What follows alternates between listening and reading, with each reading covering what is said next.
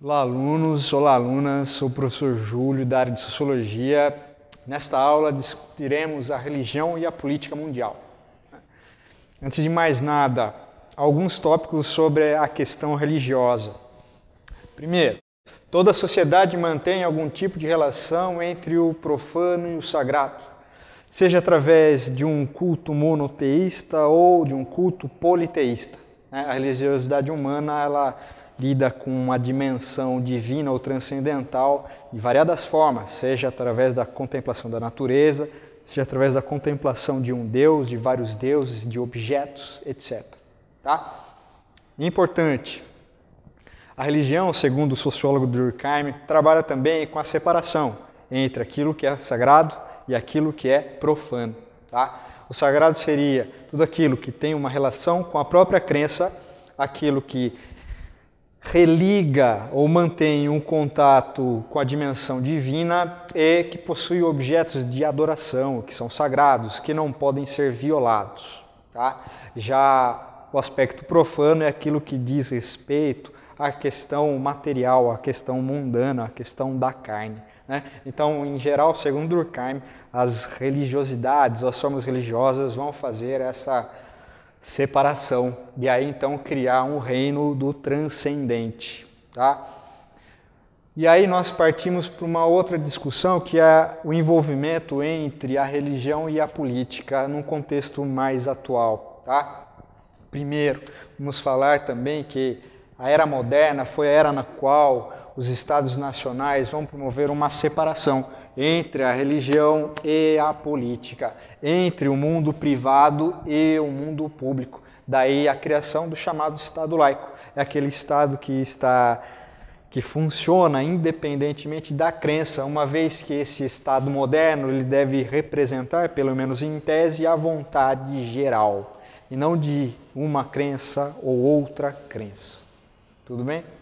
Bom, não obstante essa separação e a construção do chamado Estado laico, ainda se observa no contexto mundial a existência de estados teocráticos. O que é um estado teocrático? É um estado no qual a sua constituição, as suas diretrizes estão associadas intimamente aos escritos religiosos e às lideranças religiosas. Tá? Como exemplo, nós temos aí de estados teocráticos o Irã, a Arábia Saudita, Israel. Tá? Tudo bem? Bom, outras características. Religião configura discriminação política. Os sujeitos que fazem parte daquela determinada crença têm um acesso diferenciado ao Estado, enquanto outros sujeitos não.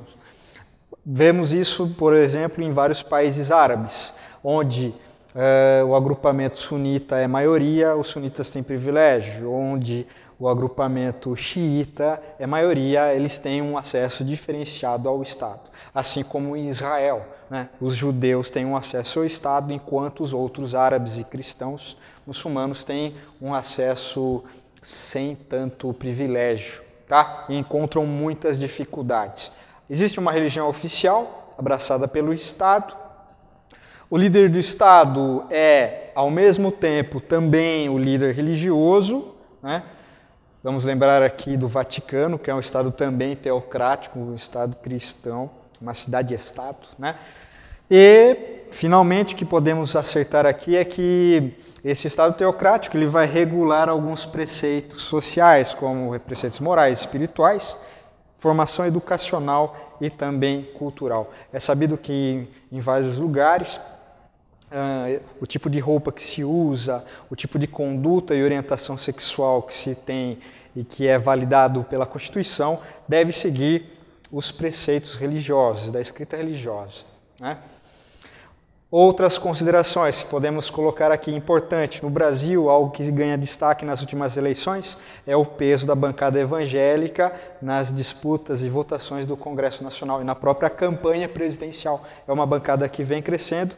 Eles se reúnem, não fazem parte de um partido homogêneo, mas é uma frente parlamentar e essa frente vai tentar direcionar os embates sobre temas polêmicos, como aborto, união civil homossexual, regulamentação do uso de drogas, entre outros temas. Tudo bem? Essa foi a nossa aula sobre religião e política mundial. Até mais.